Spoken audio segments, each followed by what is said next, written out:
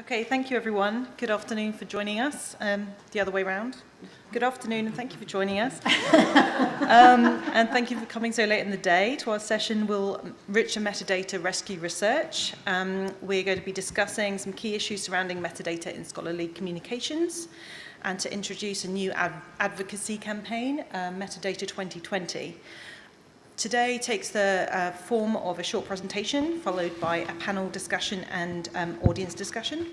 We have an open Google Doc available for notes. We encourage anybody to enter notes on see the URL down there.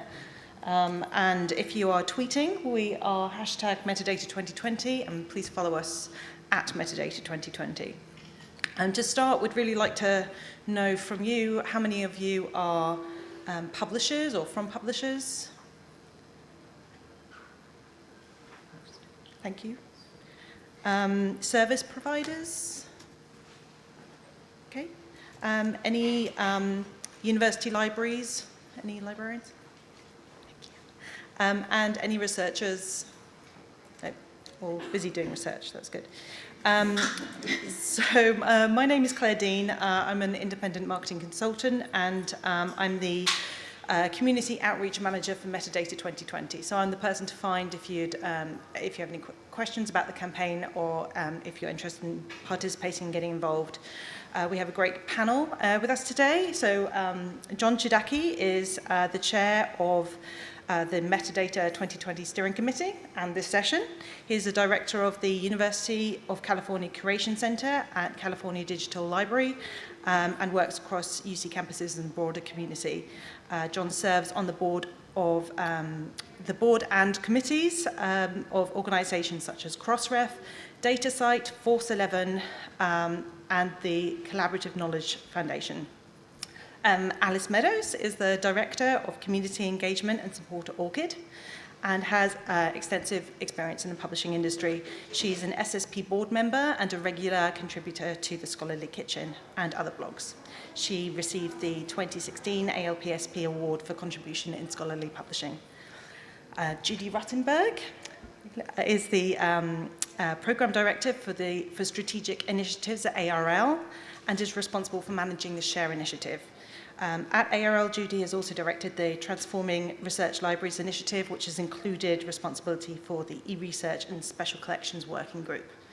And Jennifer Kemp is the new outreach manager at Crossref, focused mostly on the non-publisher affiliates who use Crossref metadata in aggregate.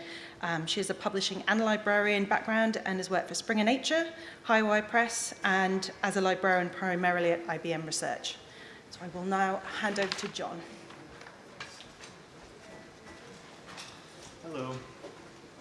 Yeah, so we have about an hour and a half, and as Claire was saying, we're going to be going through just a short presentation and then open it up for discussion, and we're hoping to get a lot of feedback and interaction going, so get ready.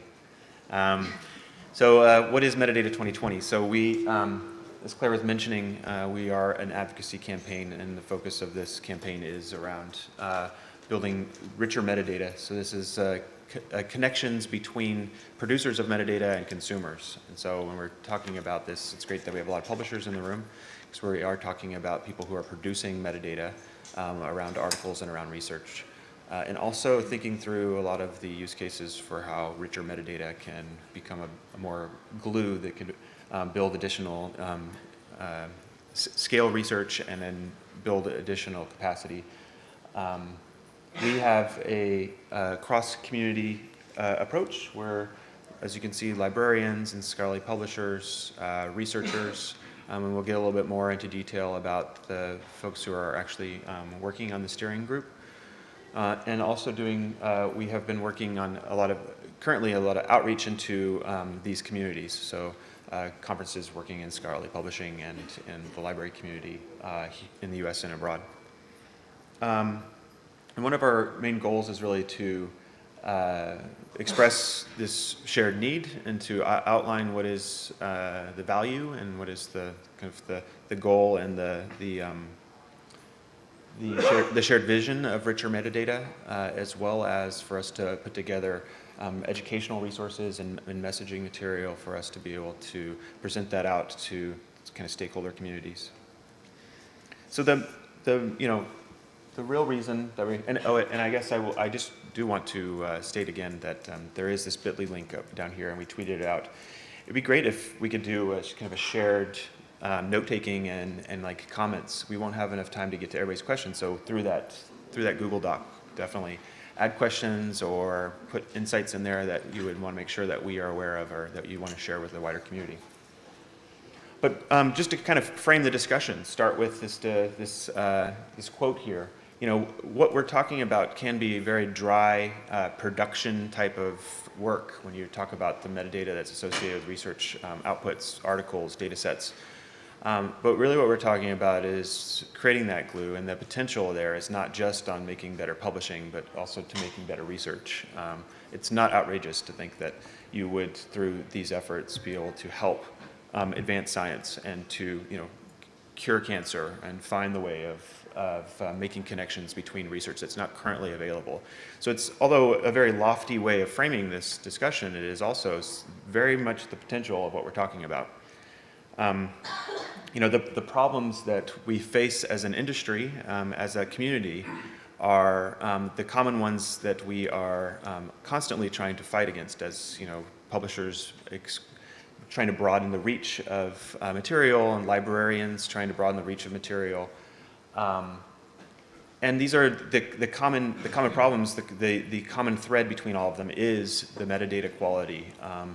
And so, but more and more we focus on all of the outlying issues, but not the core issues, the core problem of poor metadata. And it manifests in many different ways. We have authors that want increased visibility. We have researchers that need to more and more justify and make sure that their research is reproducible for them to prove findings. Funders and institutions looking for better performance indicators. How are they comparing to other institutions, other funding agencies? Publishers and service providers trying to compete with each other for research outputs, but also to try to, our mission of succeeding is to actually disseminate the world's knowledge fast and accurately. And we want, in all of our efforts, I'm sure everybody in the room is trying to do quality, but quality work.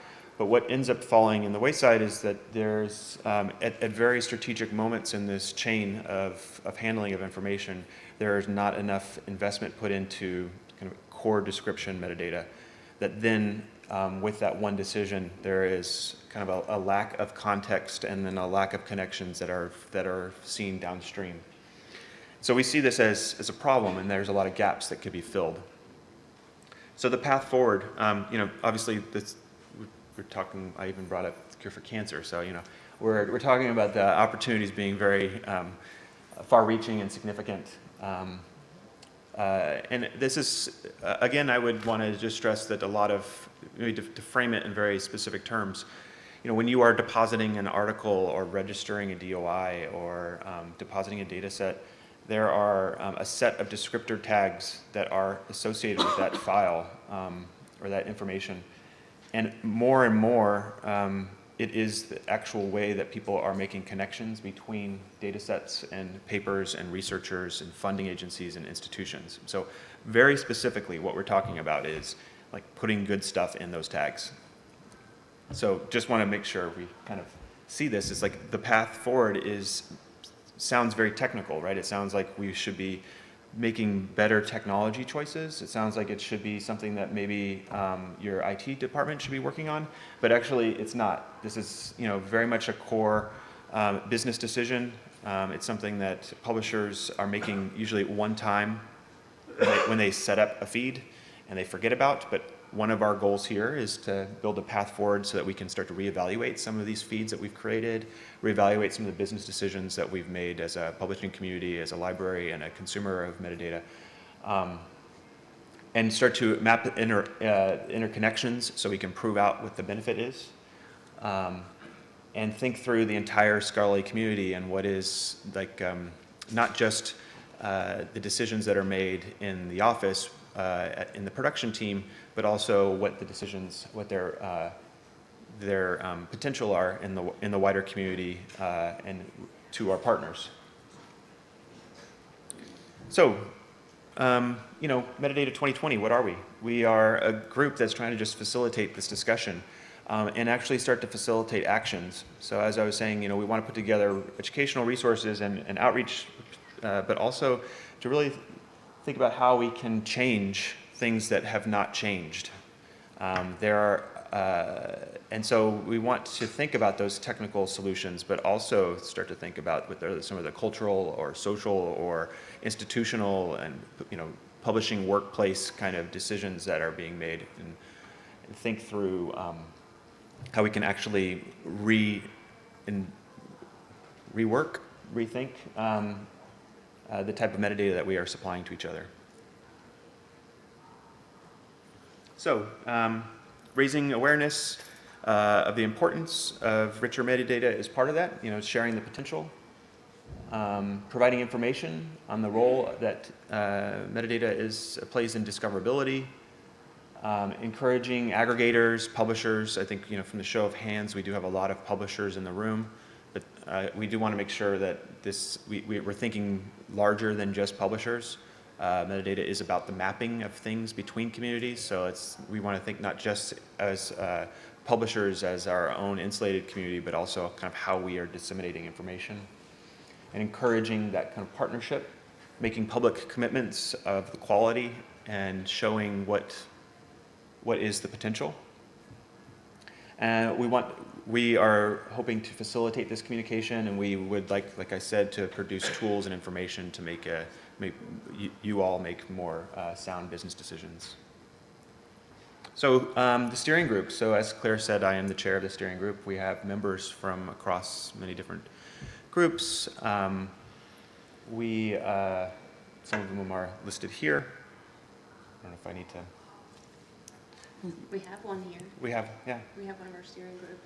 We have, who in the room is member of our steering group? So we're made up, as I said, across multiple communities in the scholarly communications world. And one of the actions that we've done so far is do a series of in-person and online and conference-based and phone-based working of stakeholder engagement to learn more about what are the key insights in this space. Because as you can tell just from my discussion, it is somewhat abstract, where you can get very tangible and you can talk about the actual tags. It's good to put Crossref funder registry information directly in your metadata when you deposit to Crossref. That can be very specific. But it's also somewhat broad and generic because you're talking about metadata and the value of better connections. So we really wanted to make this a tangible thing, and through our stakeholder engagements, we came up with a set of insights that we saw were potential ways for us to discuss the value and the next steps. So what we were thinking about today was just using some of these insights as a way of starting a discussion. And so the panel is up here to kind of start the discussion, but we definitely want to hear from everybody. And so the AV person told us that if you want to be recorded, you need to use the mic, but if you'd like to scream and raise your hands, that's fine as well. And so we're just going to go through a set of insights and then move on to a panel discussion. And so these insights are listed here, and we were going to go through these five. The first one being metadata is a means to the end, not the goal. And that's really about this concept of, what are we trying to do? We're trying to facilitate connectedness. We're not trying to become pencil pushers or trying to really push on the tedious, filling out forms aspect of what we're talking about. We're trying to talk more about what that facilitates. Automation and synchronization are key. So this isn't all manual work. We know that, and we want to also focus on how we can scale solutions. Fine-grain the metadata and accept that records will be incomplete. So we're not suggesting that you have to be 100% perfect, or that there is even an A+ grading scale to make things better. Like most things in life, we just are looking for better metadata and maybe not trying to shame people into perfect metadata. but just better metadata at this point. The story begins and ends with the researcher. Like most things, and I think probably back at the workplace you're hearing, trying to focus more on the researcher, the producer of information, and talk about the value that this brings to them and their research. And storytelling, so really being able to ground what we're talking about in stories. So how we have impacted research by making richer metadata. So we're just going to start with insight number 1. So Judy from ARL is going to talk a little bit about metadata, the means to an end. And I love this graphic, by the way. I was thinking about stealing it for another presentation because I love that it's a plus sign and it shows connectedness and connecting the dots. And I just wanted to call out that whoever came up with that, it's like a perfect logo for anything you ever want to talk about. Because it's like the additive connectedness of everything. So maybe we want to just start with this insight. Do you want to stand up or do you want to?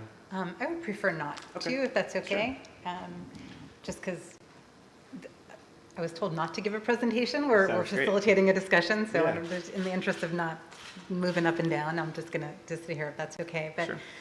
So thank you for that presentation. Thank you to Jennifer and Claire for inviting me onto this panel. They've both said ARL, which is the Association of Research Libraries. I feel like I have to spell out. That's the organization I come from. And I'm here because I co-manage a project called SHARE, which is a metadata aggregation project. So, but I feel like one way to put that into context is to say that when Claire read my introduction, I came to the Association of Research Libraries to work on an initiative called Transforming Research Libraries. So why does somebody who is interested in transforming research libraries end up working on a metadata aggregation project? And the next slide is partly why. So this slide is meant to represent, you've all seen, I'm sure, gazillion iterations of the researcher's life cycle, right? The life cycle of research to the steps that people go through and from study design and materials acquisition and data analysis. And the idea is that at each of these stages in a researcher's life cycle, they generate outputs. They generate kind of research materials, contextual materials. It isn't, at the end, of course, everybody hopes to generate a publication.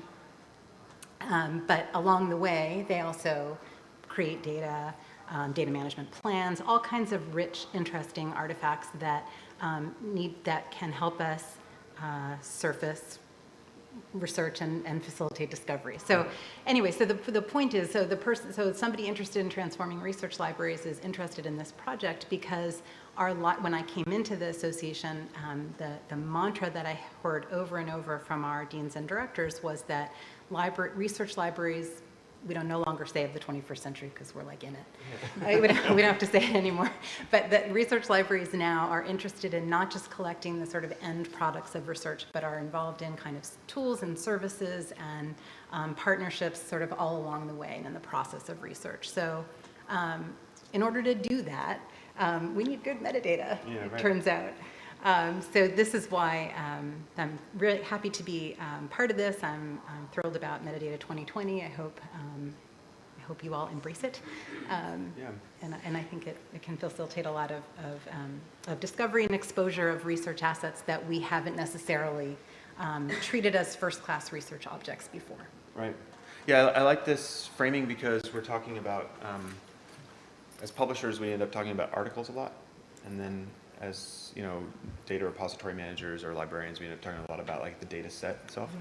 But there are a lot of outputs along the way. Mm-hmm. And so when we talk about connectedness, it's kind of an abstract term, but by looking at this, I mean, there are a lot of, everybody's maybe kind of gets sick of the research wheel, but it does really showcase how many outputs there are out of a research project or the research process. Yeah. And highlights what the connectedness could mean. That there are a lot of things that fall off when we don't have the metadata to bring them together.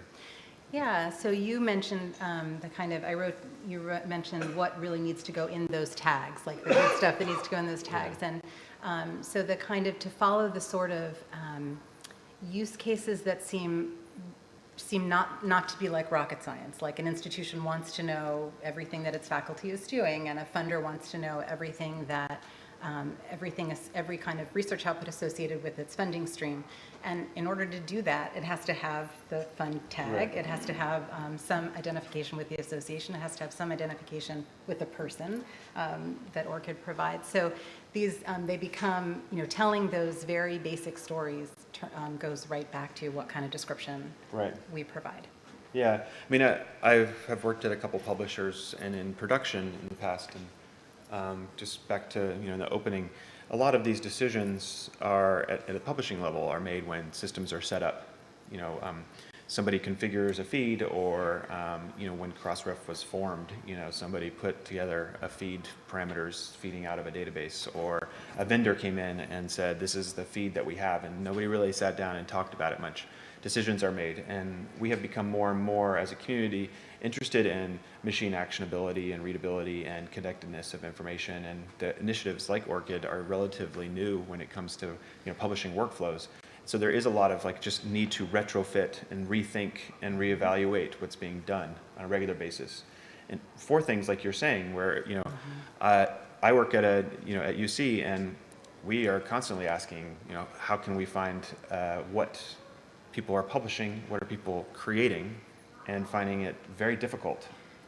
Yeah, I mean, the other thing that this represents the sort of artifacts created in that life cycle. It also, you can also imagine it as all the different potential places where those artifacts might end up getting deposited. So, maybe it's in an institutional repository, maybe it's associated with publication, maybe it's in a disciplinary holding of some kind, or maybe it's just on a website. I mean, it's a very dispersed environment. So it is that metadata that can network it back together, Right. Wherever it may reside.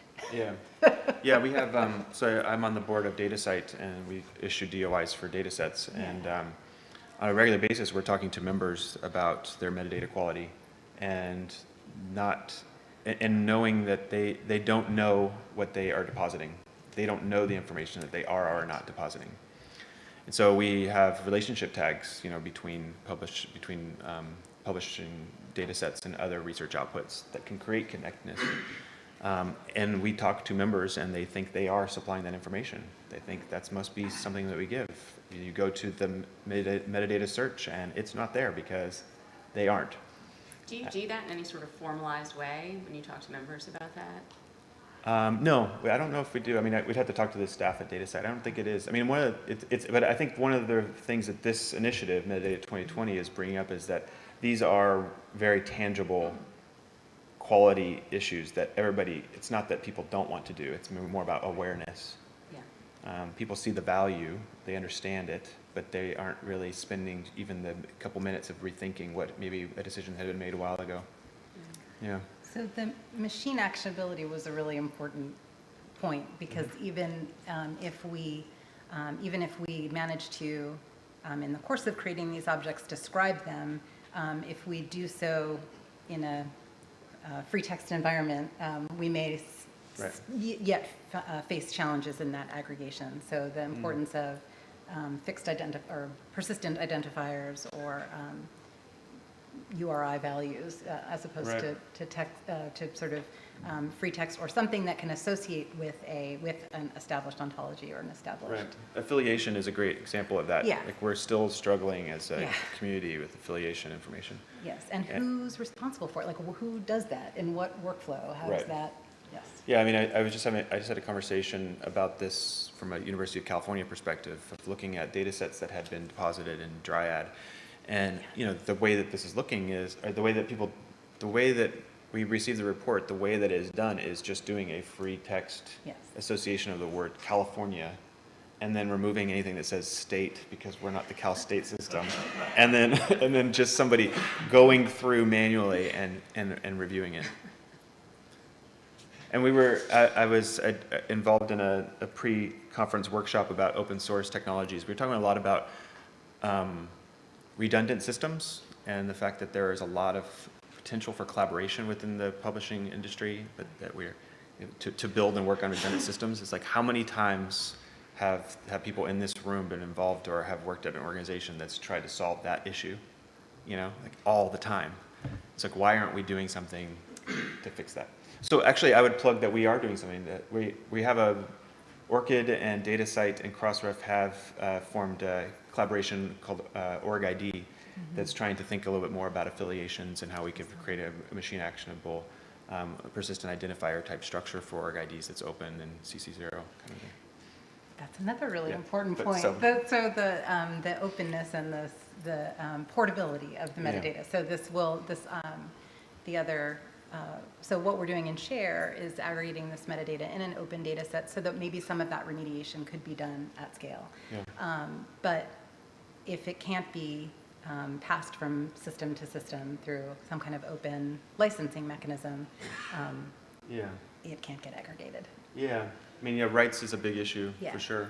I mean, and affiliation is a great example. I mean, there's just a lot of, there are proprietary or non-open, I guess, approaches to affiliation information, and that doesn't really work when you're talking about machine readability and actionability. Yeah. So maybe, I mean, Should we check would love in to. with the audience. Yeah. How are we? What are some comments or thoughts that are provoked by some of this?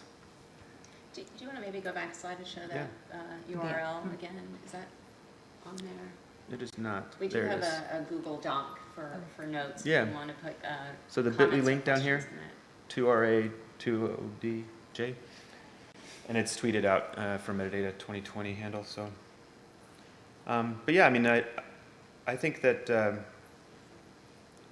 one of the questions I would have for the audience is maybe this question: how do we?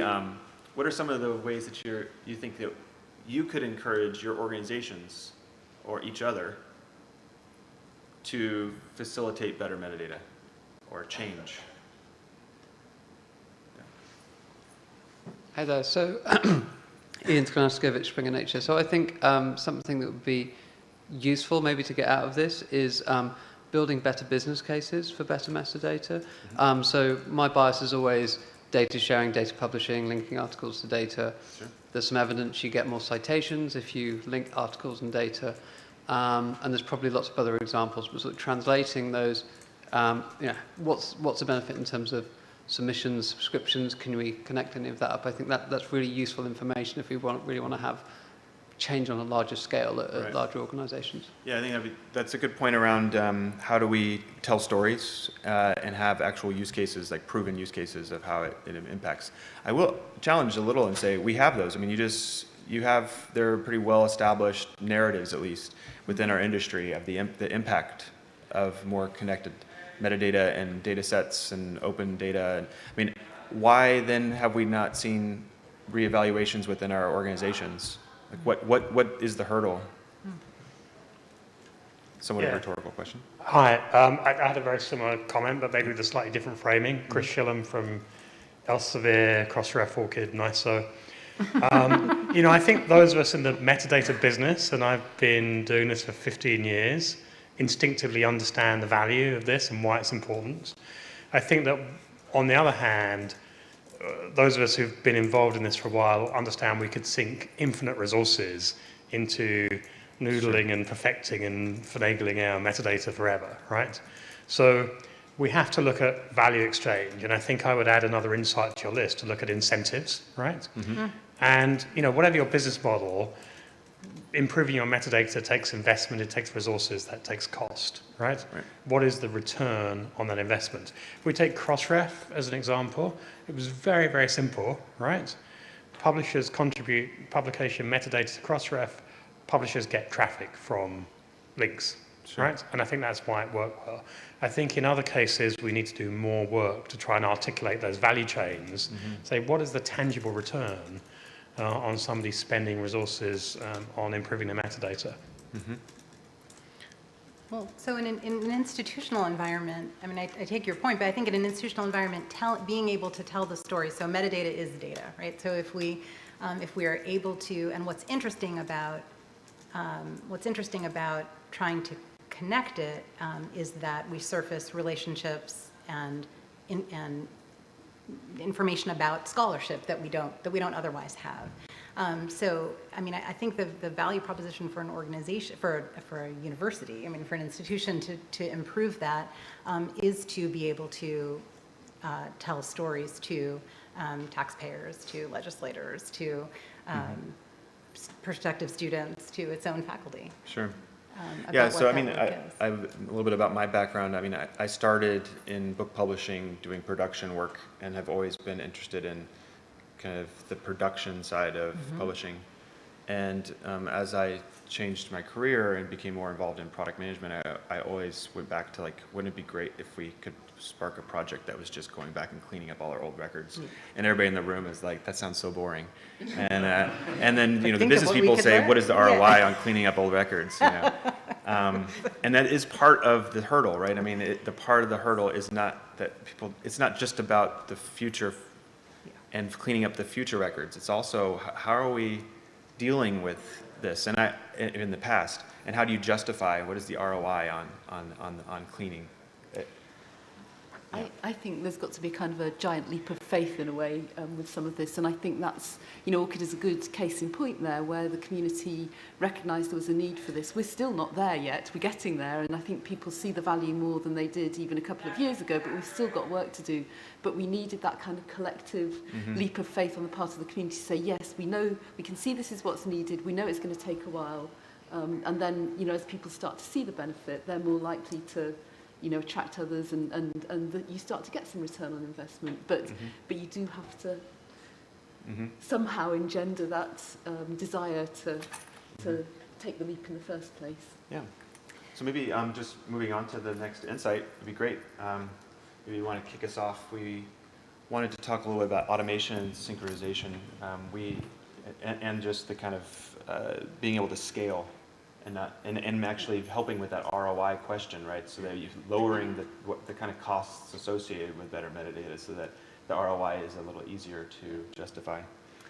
And I think in a way, persistent identifiers are the easy bit of metadata in some ways. I think, you know, the challenges you were talking around taxonomies and ontologies by subject, for example, is way harder because there's lots of them already out there and none of them talk to each other.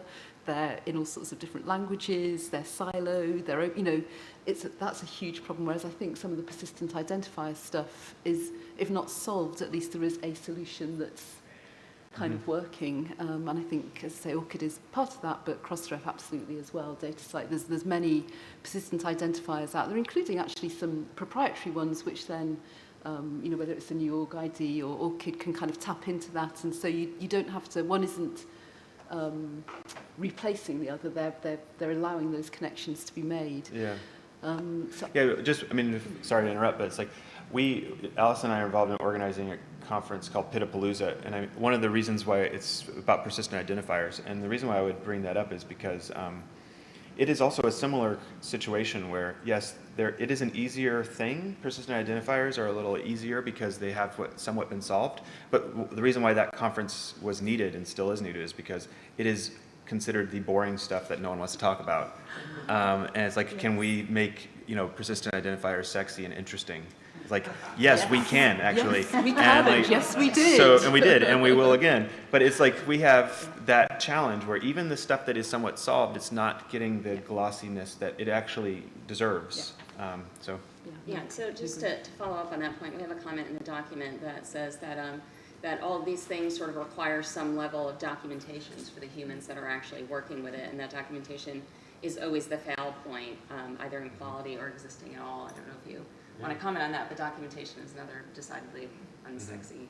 Yeah, we talk about machine readability, but you need human readability of the machine readability stuff, right? So, definitely. I think that's a great comment. I don't know who made it, but one of the things that we're investing, well, I suppose it's the same in a way as Crossref with Metadata 2020, but at ORCID, one of our big pushes this year is for, we've hired an education and outreach person specifically to address that issue of, you know, there's so many different types of documentation you need the technical documentation for the techies because that's what they want and they need, but you also need the human accessible documentation, and not just documentation. You need, you know, the videos and the graphics and the podcasts and the support. You know, you need it ideally in lots of different languages. So, so we're really investing quite a lot of resources this year in trying to get better at that. I think we do an okay job at the moment, but there is massive room for improvement. And again, that's a big investment in terms of our time and our money and our resources.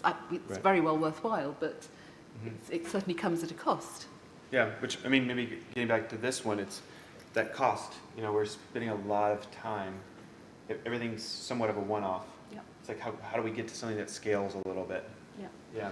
Well, like one of the things that we're hoping to do, sort of building on the, so the ORCID education outreach resources are building on some work that's been done by Thor, Project Thor already, which is an EU-funded project. How many people are familiar with Thor? Yeah. Only, not very many. Maybe you want to talk a little bit. It's another fascinating, very glamorous project that deals with interoperability. Yes, it's the successor of Odin and I think probably the predecessor of Freya, so you can probably see where this is going. Yeah. And it's a EC-funded project, but it's really all about increasing adoption of persistent identifiers in the community. And I think the URL is something like thor.eu.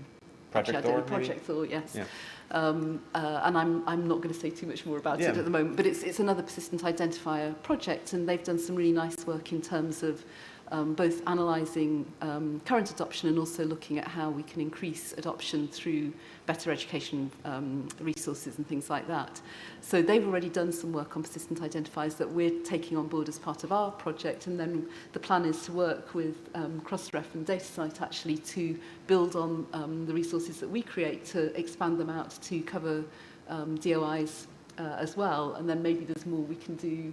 We had a little session at Pidapalooza last year that we had a nice brainstorm with people about, how can we get people to understand what persistent identifiers are, and researchers understand what persistent identifiers are and why they're important and how they can help them. So I think, collectively, and I think this is a really nice example of this being a community initiative rather than any one individual organisation's initiative.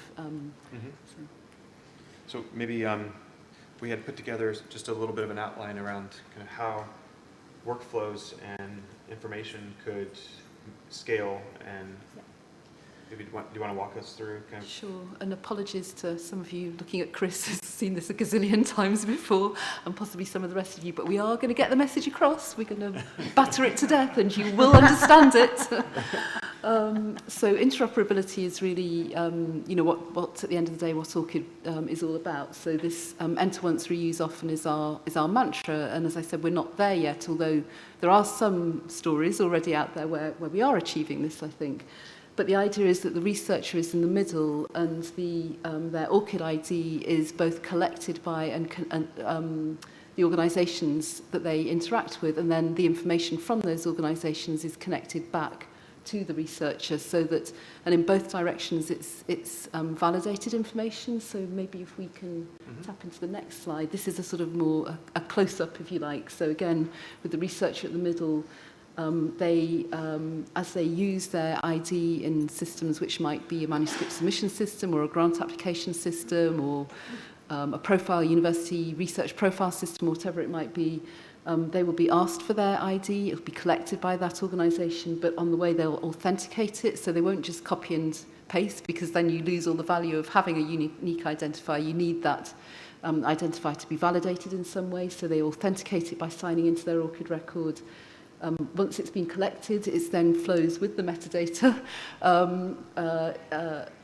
with whatever, so it might be going to Crossref, for example, or it might be going to DataCite, or it might be going to wherever.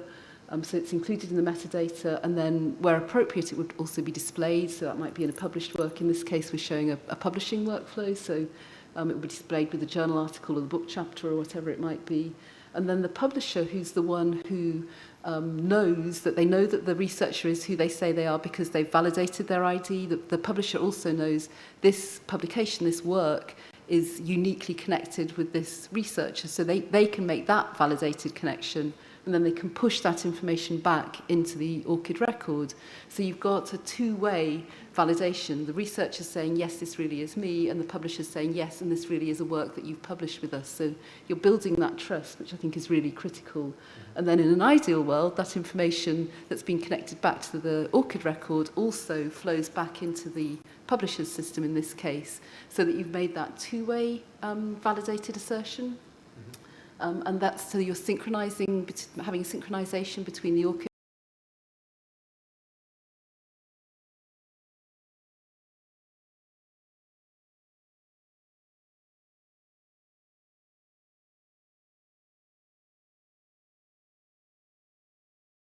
via the metadata into all the systems that the researcher is using. And I think, the same model is true whether it's, a DOI or any other kind of persistent identifier, which is why I sort of started off saying, the PID in a way is the easy bit of it, because you can embed it in this way. It's a very unambiguous thing. It's not like, a taxonomy where, are you going to call it 18th century history or Georgian history or whatever, there's a lot of ambiguity there. With a persistent identifier, the whole point is that it's unambiguous. Mm-hmm. Yeah, and I think this is a great example of, telling a story of the value of better metadata, richer metadata, is saying that, it facilitates this type of connectedness and shared. And when, at the beginning, when we were framing this, we're using those words of connectedness, and it's so broad and abstract. It's like, okay, well, this is what we mean by connections. We're actually talking about helping the researcher identify their own kind of outputs, as well as organizing the scholarly communication world in a more sane way. Yeah. But I also am just hit by the fact that this is the value to the researcher, and a lot of what we work on in the publishing world is not, although we are here to work for and with researchers, our systems aren't built for researchers, right? They're built for us. The vendors that work with us as publishing organizations, they see us as the client, not the researcher. So a lot of what is kind of technical debt that we have is because we have this disconnect between the infrastructures we're working in, the technologies we're working in. Yeah, although I would say that I think particularly on the publishing side, there has been a tremendous sort of acceptance and embracing of ORCID. So you're completely right, but actually, certainly manuscript submission vendors have been, have really done a great job of integrating ORCID, even though in a way there's nothing in it for them at one level, but they've still, they're acting as enablers, which is really fantastic. Yeah, go ahead. Isn't that part of that sort of goes to your point about the persistent identifier being the easiest part of it, right? Because if you're a manuscript submission system and you have to have one field for one identifier, that's of course much easier than if you had to, add many more fields or really, change things significantly. It's just that one connecting point. Yeah. So maybe open it up for questions or comments from anybody in the room. How many people are aware of, actually I forget the name that you guys, that ORCID, the feature of authors' information's being auto-updated. It's called auto-update. How many of you are familiar with the auto-update feature in ORCID? So that's quite a few. It is kind of one of the features or things that's happened in this space in the last year or so that I think has been able to translate across different functional areas within the workplace, where people go, I get it now. I understand why we're doing all this. That's super cool. Where before it might have been technology or production that was talking about this and not really knowing the business side, not knowing why. And that auto update is where we are now have a full ecosystem, and that's where that defines in people's mind what connectedness and the opportunity is.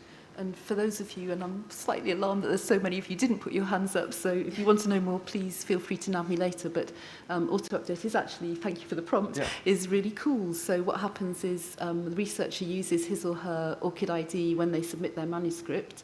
And as long as that ID is then included with the metadata that's sent to Crossref, or actually for data sets to DataCite, when Cross-Reference Data Site mint the DOI, they'll include the ID and the metadata for the DOI and push that information back into the ORCID record.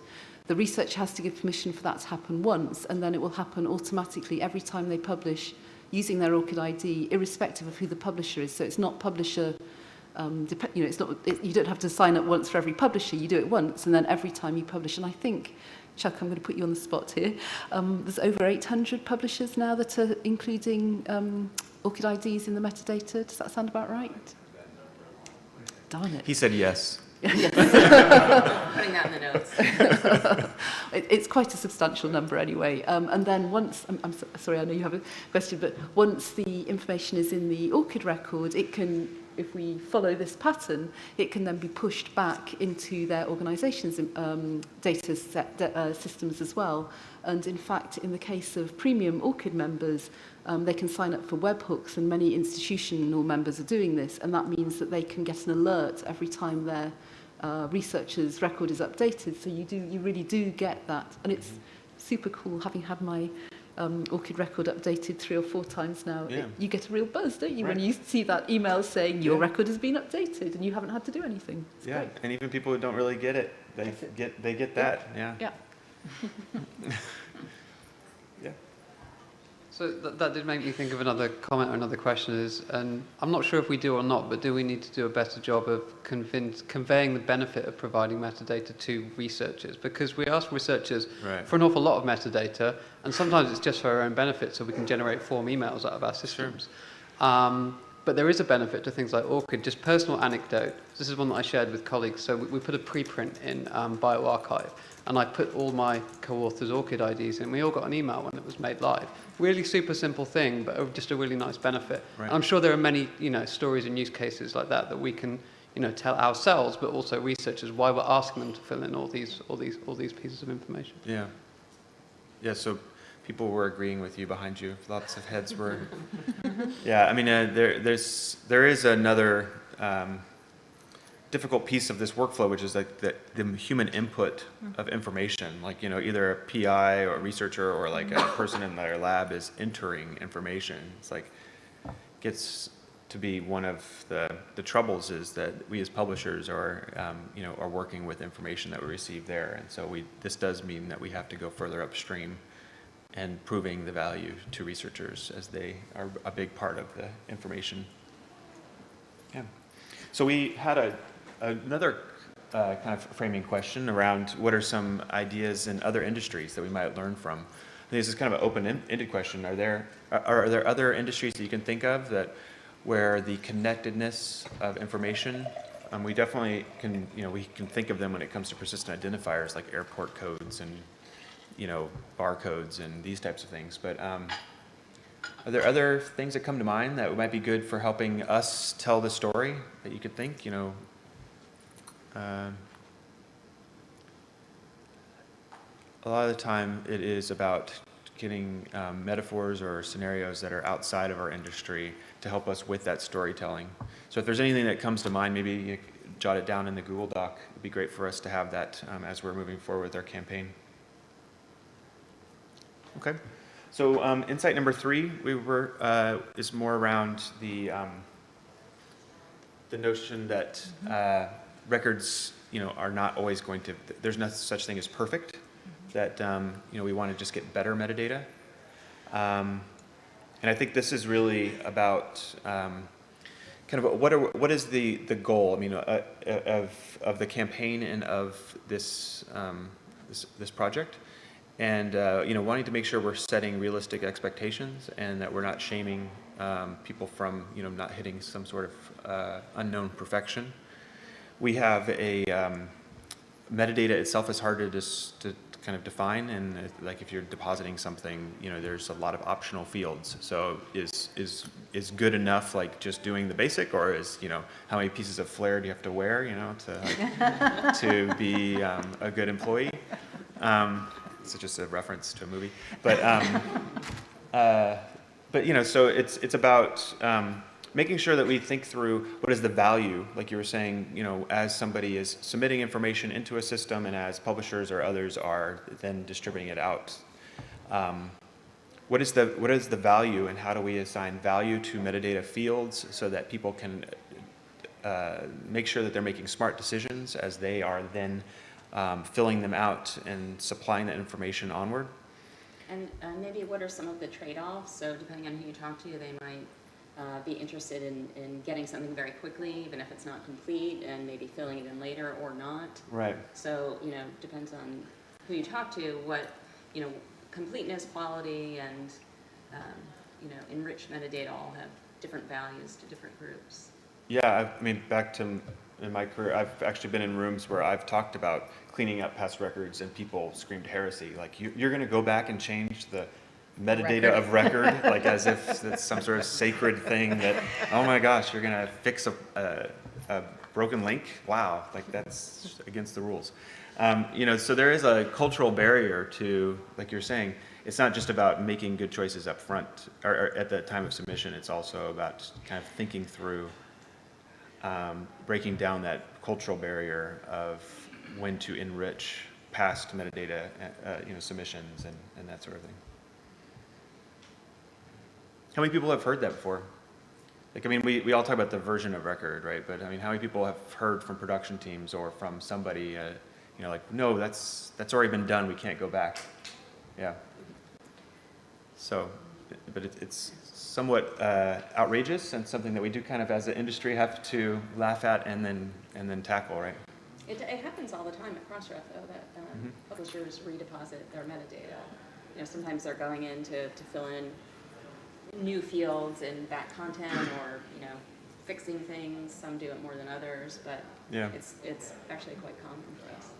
So I have a slightly different take on this since I'm not a publisher and not in this part of production. It's very interesting to hear this, but the way that we talk about this in the SHARE project is the question of if you aggregate a bunch of records and then you use pieces of different records to like create a more complete picture. Mm-hmm. So then, or if we allow some kind of crowdsourcing, this is like people do that, like what are the policies around that?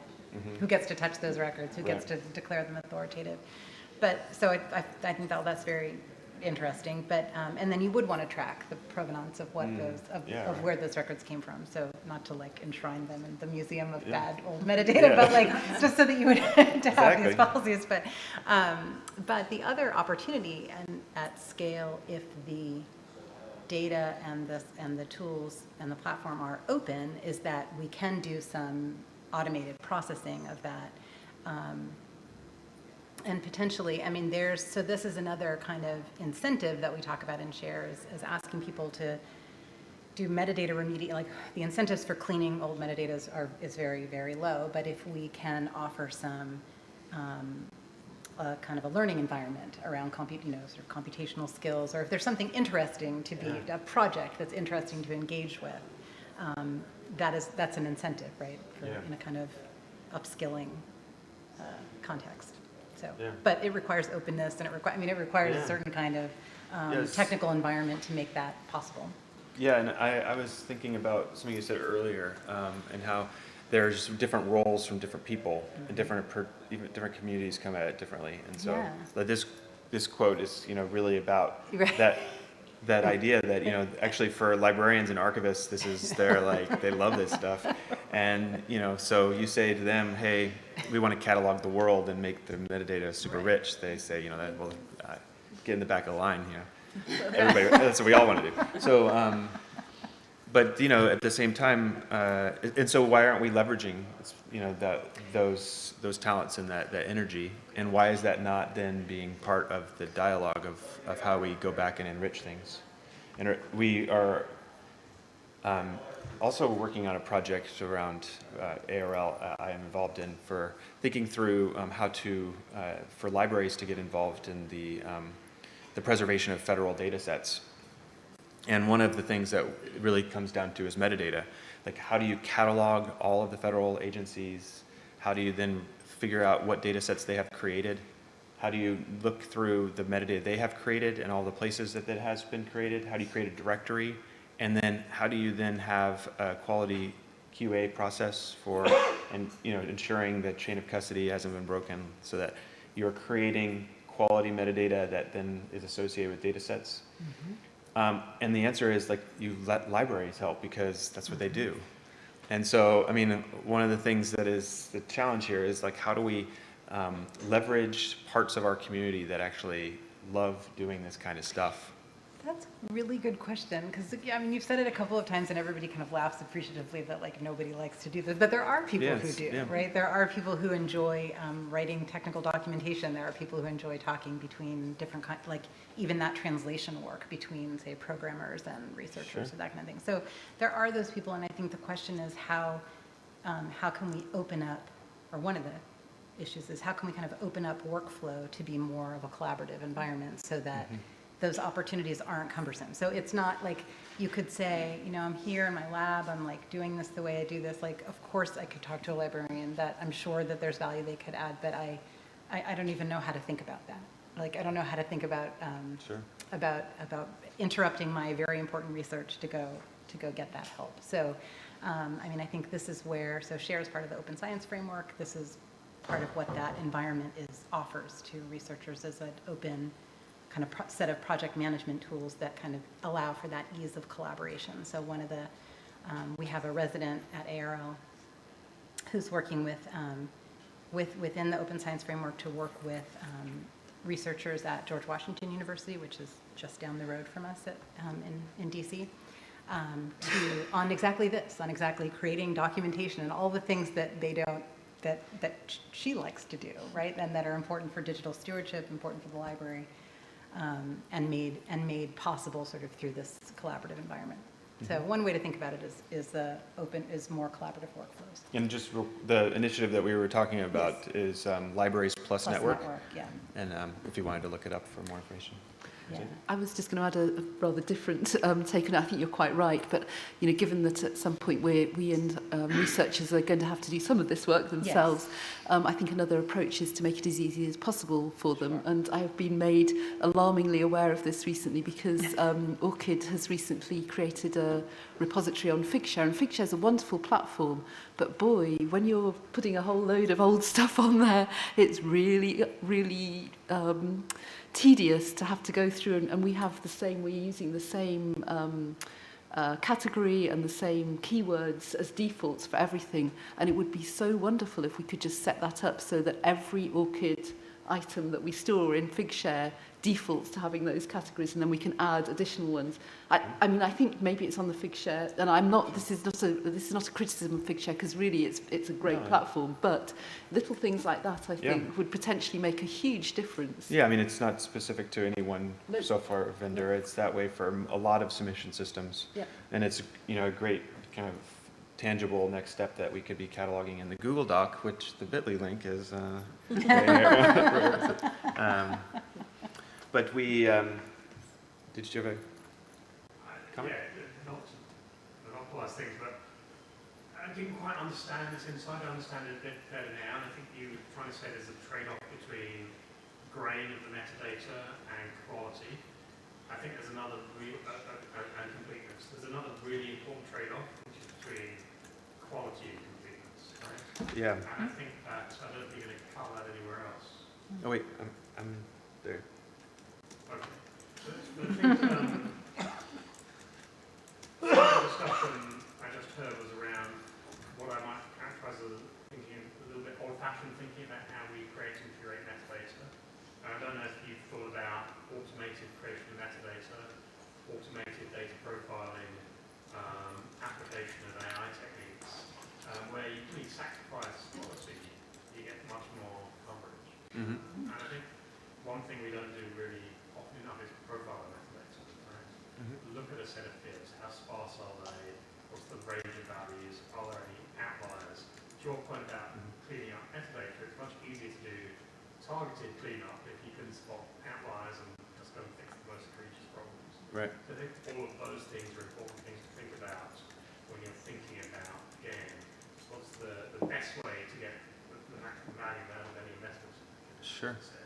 So, but I guess if tomorrow we said to all the publishers that when they did a cross-ref metadata search or some other search from infrastructure organization, that they would receive returns that were not just what was submitted by the publisher, but also things that we assumed are correct because we were searching across and scanning. And what would people think?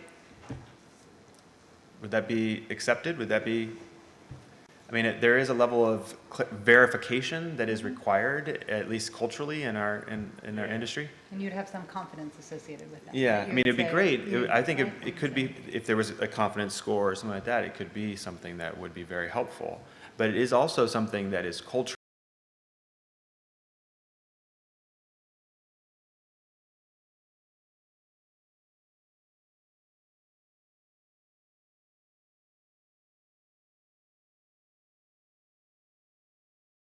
Yeah. Yeah, like on my iPhone, if someone calls from a number and they found in my email somewhere, it's just like, we think it's probably so-and-so, and it's like, maybe it isn't, but, you know, it gives me a little bit of an indicator. Like, you know, so we would have to get more comfortable with that and know it. And I think it's not just the verification, it's also knowing where, like you were saying, where did those assumptions come from? Were they from machine learning, or were they from some other indicators, so that you have the context? Sure. Okay. And I guess kind of going back to what Alice was talking about, you know, like really focusing on researchers as the focal point, and thinking about what is good for researchers. I mean, the session itself and the way we want to frame this is that richer metadata is good for research, not just for publishers and librarians to hang out together. You know, it's like we want to facilitate something. And I think, you know, back to the comments around storytelling and around being able to have true, real proof points that put this in context with the researcher at the center. Yeah. Yeah, no, I think that's right. And I think actually researchers, I think we all get that, you know, metadata is like data, isn't it? Where you get out what you put in. So I think people do conceptually get that. So for me, a lot of the solution is just going to be making it easy for them, so that if it's easy for them to do, I think they do kind of see the value, but you know, they're not going to go to a lot of effort. It's a chore for them. So if you can reduce the chore element of it, and they can still get the value from it, I think, you know, that's a relatively easy sell. Yeah, I mean, I love this quote. I mean, what we're talking about is trying to add. To find a way to tell a story to researchers where they understand the value to them, but they also are not focusing on all the hurdles and like the ridiculousness of some of the asks. And a lot of that is, you know, building technologies or adopting technologies or approaches that don't ask things in the way, and you know, are able to get information without an arduous process, but also just being able to tell the right story about the value. I think, I mean, you know, again, I think ORCID's a really great example of that, because if we can achieve this enter once, reuse often mantra, so they literally just get into the habit of, you know, I know I'm going to need to use my ORCID ID whenever I, you know, submit a grant, submit a manuscript, review a paper, whatever it might be, and all I've got to do is log in the way I do to my Google account. It's super easy. It takes me 10 seconds, and then that's all I need to do. That metadata is there. Right. It's going to be there forever, and I don't need to worry about it. Yeah, I remember when ORCID was doing its kind of first major pushes for adoption, there was a term that I really liked. I heard that the research community is suffering from profile fatigue, and that the biggest hurdle to adoption is just like ORCID being seen as yet another profile. So, you know, what needed to happen was ORCID needed to kind of remove itself from that characterization and talk about it as an infrastructure and persistent identifier and linking and facilitating, instead of thinking of it as yet another profile for yet another database of stuff. Yeah, and that still can be an issue for us. People still see us in that way, but I think we are moving away from it. But it's a good example of how we have to frame things to showcase the values. Otherwise, they get framed in, you know, negative terms. So maybe are there comments from the group? Yeah. Hi, Alice. Spencer McGrath at DeGruyter. How do you work with sort of humanities communities to raise engagement there? Because at DeGruyter, we offer ORCID on our electronic editorial submission systems, but the uptake's quite low, and why we can't require it is all the editorial colleagues in the humanities say, no way, the authors would go crazy here, and we really would appreciate better engagement. Yeah.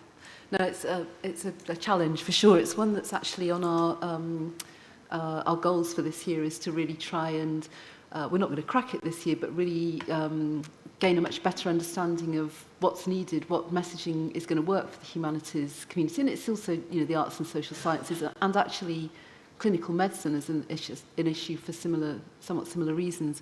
I think one of the things that we're actively working on, which we really hope will help, is we last September or so, we created a community working group to look at Orchid in Books workflows, because obviously for humanities scholars that's very often they're more likely to publish books, or books publishing is often more important than journals publishing. That group is going to be issuing its recommendations at the end of this month, and putting them out for public comment. So we're hoping to have in place by this fall sometime some really good guidelines for integrating Orchid into Books workflows. There's one or two publishers that are already doing it, but it's very much the exception, not the rule. So I think a combination of that. We're also, our executive director is on, I think it's the board of the MLA Commons, so we're trying to kind of find out more by engaging more with that community as well. But it's certainly a challenge. You know, the STM community, as is often the case, the journals community, we're early adopters and enthusiastic adopters for the most part of Orchid, but humanities, arts, social sciences is more of a challenge, and we need to make sure that we can deliver what those communities need in terms of whether it's what types of outputs they want to connect with their Orchid record, how they're going to be able to use it in the systems that they use, which are, you know, somewhat different, or maybe there's not even a system at all that they can use. You know, a lot of books publishing especially is done very offline. You know, it's not centralized in the same way that journals publishing is. So it's a great question. I don't have a complete answer for it, except to say it's very much on our radar, and if anybody has ideas or suggestions, or would like to help work with us to solve some of these problems, that would be great. Yeah, it reminds me of this conversation I had recently about the word research, and that in the last decades, we've been, in the English language, the word research has become more and more associated with STM research, and because of funding and just the incentives and the way universities are funded, and the value of STM research over humanities and social sciences become, you know, more and more stratified, and the idea that humanities and social science researchers think of themselves as researchers, but when they are hearing the word research, they don't see themselves being reflected in the word research, and because of the way the English language has progressed just very quickly.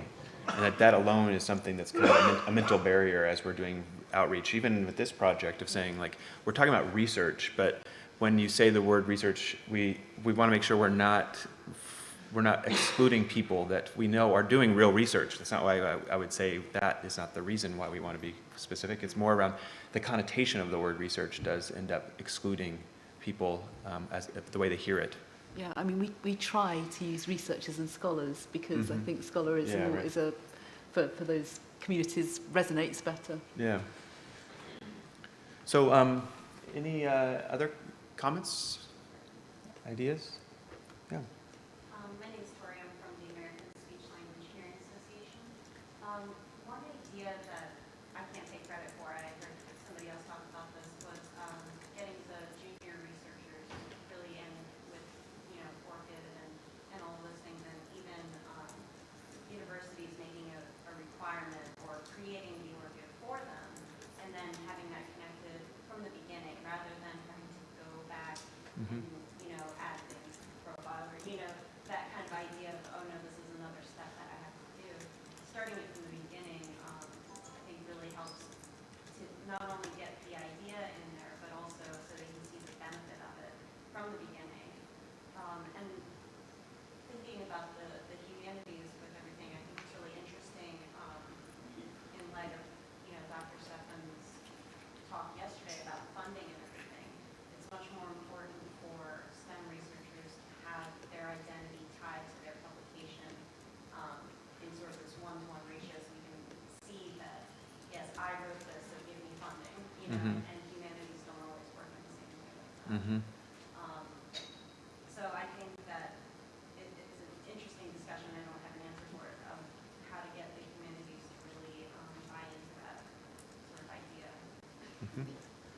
I mean, you're completely right about early career researchers, and actually I think that's something that for Metadata 2020 should be, you know, for ORCID, there's a kind of obvious use case there, but I think actually getting younger researchers actively interested in and understanding metadata is a great goal.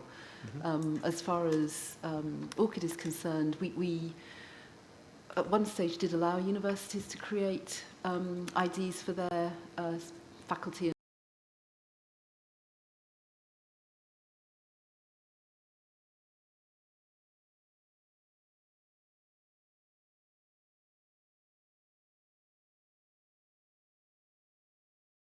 Doesn't work, but what has worked quite well is, for example, and this I think maybe would work for the humanities as well, is requiring graduate students to have an ID before they can submit their thesis or dissertation. So ORCID is embedded in a couple of ETD systems, so you know that might be one way. And then if you can help them see the value early on of having an ORCID, and as you say, because it's not just about publications, you know, the affiliation connection is really important, and that's particularly helpful for an early career researcher who's likely to be much more mobile maybe than somebody that's older. So knowing that their affiliation can be asserted into their ORCID record might be really valuable. They're applying for grants, being able to use it in that, having their grants connected with their records. So, which is maybe in this country at least less likely, but you know, in some of the European countries, for example, even humanities scholars are required to submit materials for evaluation in the national research evaluation programs and things like that. So, but I definitely think for Metadata 2020, ECRs is a great. So thank you for flagging that. One of the problems we're having is some of our researchers are being proactive in getting their own work ID, but we can't necessarily find them. Is there an API that can see by affiliation and come out of those to us? If we have better metadata. Right? We do have an API. We have a public API and a member API. The member API has more functionality, obviously, than the public one. We don't, however, because, as you mentioned, John, we're not a profile system. We don't require affiliations on an ORCID ID. We strongly encourage, and obviously it's a very important part of the metadata, so we want that to be on there, but the only elements that are actually required to create an ORCID ID are one version of your name, an email, password, and your ID itself. And you can also choose to keep, again, we wouldn't encourage this, but researchers can keep some or all of the data that's connected to their ID private if they want to. Now, again, that's not good if you want metadata to be flowing around various systems, but in the spirit of research control, that is permitted. So I have a follow-up question on that one. So I work at Pacific Northwest National Laboratory, and we download a lot of citation data from all of the major journals. Sure.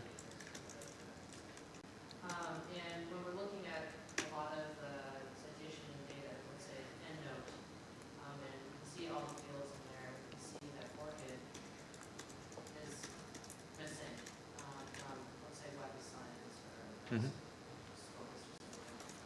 is there going to be a big push to get ORCID to be associated? I saw your slide that talked about integration of those. Have you heard any rumblings? Is there going to be, when we download the citations, will be a name affiliation and ORCID synonyms on export?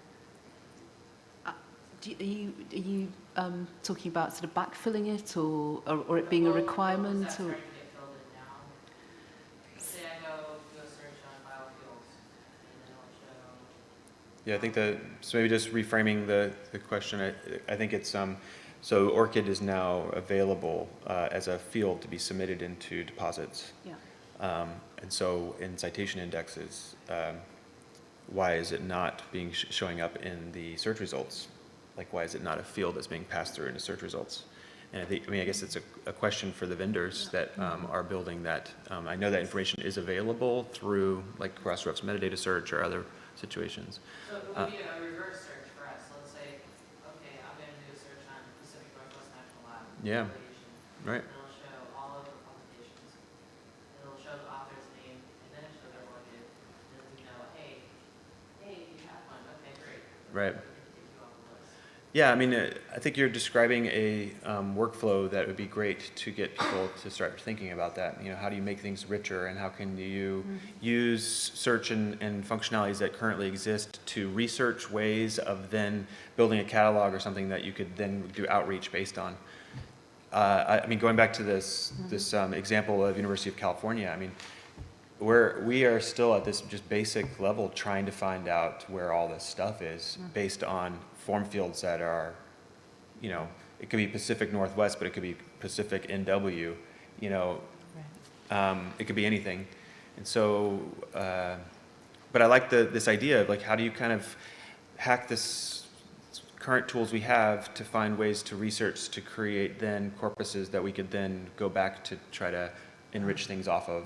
I mean, I think this is also a little bit the reverse of what we were talking about earlier, the example of a manuscript submission system having to add a field for an ORCID ID, for example.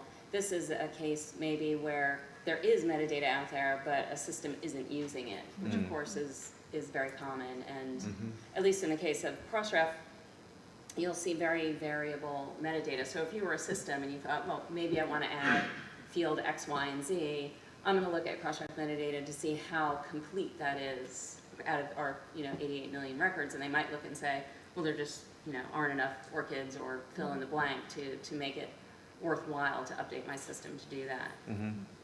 Most of the funding agencies are requiring ORCID, right? So we can do searches in all these databases that say it was funded by NSF. actually, it's a great question.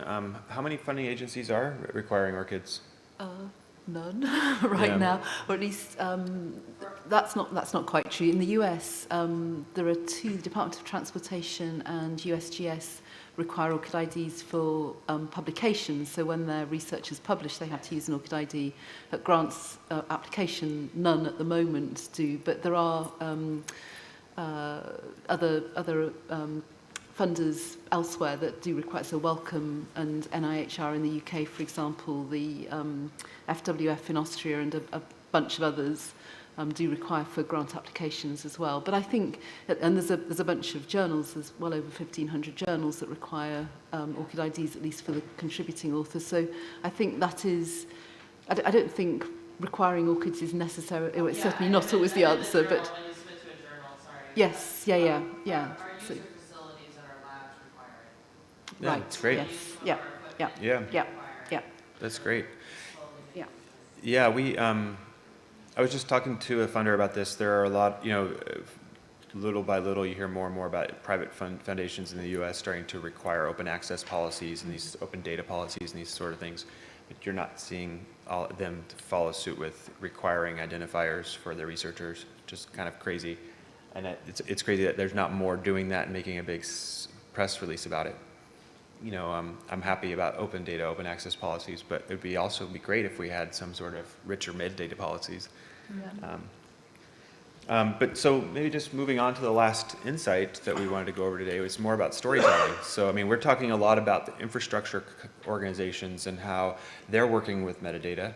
We're talking a lot about how that connectedness could happen, but there's also just this storytelling for researchers, getting back to them as the central part of this value proposition. What is it that makes it compelling to them to either supply more information or use metadata or start to apply pressure on vendors or their own organizations? What are those stories? And so I know you guys have been compiling a lot of these stories. Yeah, and we're hoping to compile more, I think, not just for researchers, but also for those sort of internal conversations that, we all have about, trying to explain and share the value of metadata. So, explaining that you want to update all your old metadata records is one thing, but if you sort of have a story about it, it's helpful. And so I've worked on projects that are journal backfile projects, for example. You might have a conversation, the publisher wants to do just their articles, instead of all the other bits in their journals. But those other bits, whether it's an old ad that has like people wearing kooky clothes and somebody uses it for a publishing anniversary or something like that, is exactly the kind of, just little sort of quirky example that makes it a little bit more relatable to people who aren't the sort of metadata interested people that we are. So one of the things that we're trying to do is to collect those stories and share them, and we're hoping to do some of that here or in the Google Doc. Anybody has? Yeah, maybe.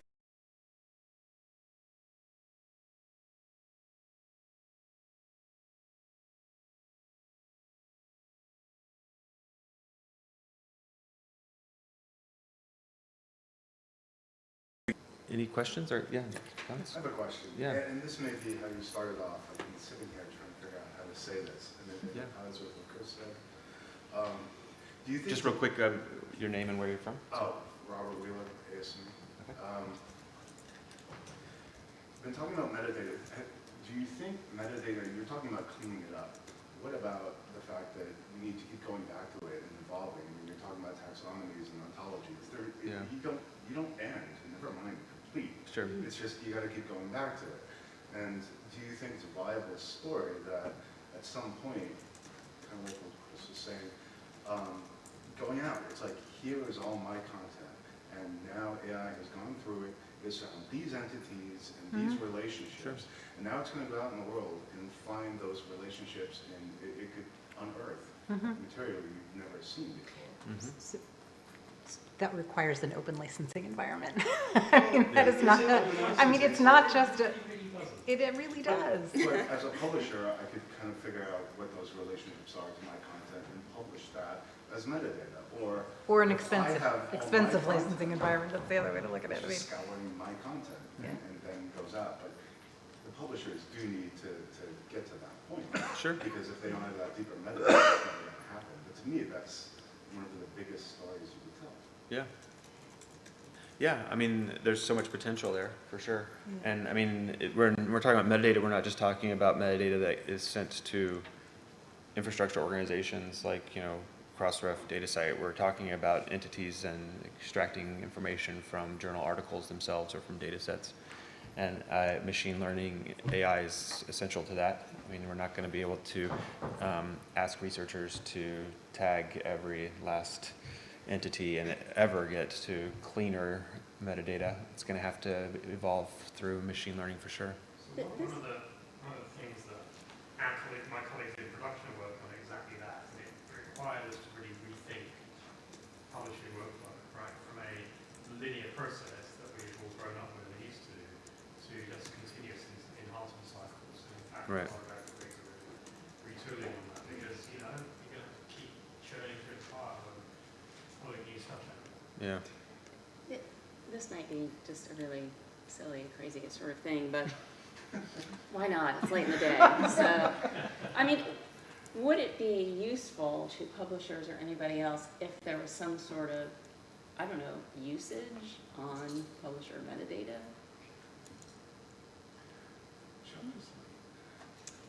Yeah, he's smart. He got out. Yeah, He got out. you're asking if there was a way for Crossref or anybody to offer usage information on metadata, Well, yeah, I'm asking. would it be valuable? I mean, I know, I spent a lot of time talking to publishers, and it's hard to know who's using it, how often it gets used, and for what. Right. So, is there something like a simple usage metric or a complex usage metric that would tell publishers, I don't know, you're getting this many records used this many times or something like that? Is that just crazy? So who thinks that's crazy? I actually don't think that's crazy. Oh. Thank you for standing up. That kind of metric can be vastly, vastly underestimated because until you go out there and find out what people are actually doing, it can surprise you a great deal. You see this especially in market research. Oh, our customers care about this, our customers care about this. And then you go and you ask them, they actually don't. They care about something else. So speaking for myself in some of the other jobs I've had, not knowing whether or not my work was being used for something was actually really depressing. So information like that, it's motivating as well as practical use. Yeah. And what's your name real quick? Sorry. No thank Yeah, metrics always come with caveats, but I just thought I'd throw it out there. Okay. So, yeah, I think it's not a crazy idea. It'd be another big part of a really big ecosystem. So you're talking about adding another level of complexity. So although very useful, it may end up creating complexity in some ways. So in my opinion, maybe the craziness aspect is just like how many more things are we going to try to build into it? But maybe it's something that is required from an incentives perspective. Yeah. Yeah. So I think we are running towards the end of our time. I don't know if we had a little bit of housekeeping just about kind of how we wanted to continue to work with all of you on Metadata 2020 and outreach and kind of next steps. Do you want to just walk us through real quick? Yeah. I mean, this pretty much says it here, but this is very much an ongoing conversation. I don't know if we mentioned this in the session today, but the sort of 2020 in the name Metadata 2020 means that the campaign will run into 2020. So, surprise. Yeah. So I thought it was because that's the vision, our 2020 vision. That's right. It's both. It works both ways. It's good. It's good. But so I mean, I think you can tell we're sort of in this phase where we're collecting stories and getting input, and we really want to hear what will be useful to people. What are the tools or resources that we can create that can be shared and built upon? So basically, we're asking for ideas, whether crazy or otherwise, and keep in touch. Yeah, we're putting together a survey right now that's intended for publishers and researchers and service providers and everybody to try and get a lot more detailed information about your perspectives and pain points, and so that we can better facilitate communication, collaboration along the line. So that will be coming probably within the next month, we think. So it would be great if you could take some time to fill that out for us. Yeah, and so the short piece, definitely email us if you'd like to stay involved. And not just, if you have more insights or things that we didn't cover today and you want to just bring up or something sparks like a story that you think actually would be very compelling to help us with our initiative, please email us. Follow us on Twitter. We just set up a Twitter handle very recently, so it'd be great to keep the conversation going there. And the notes, the Google Doc notes document will be up, so you can jump in there later on today or in the future as well. There will be more information on a website which will be live within the month. Yeah. Yeah. So I think that's it. Thank you, everybody. Thank you. Appreciate it.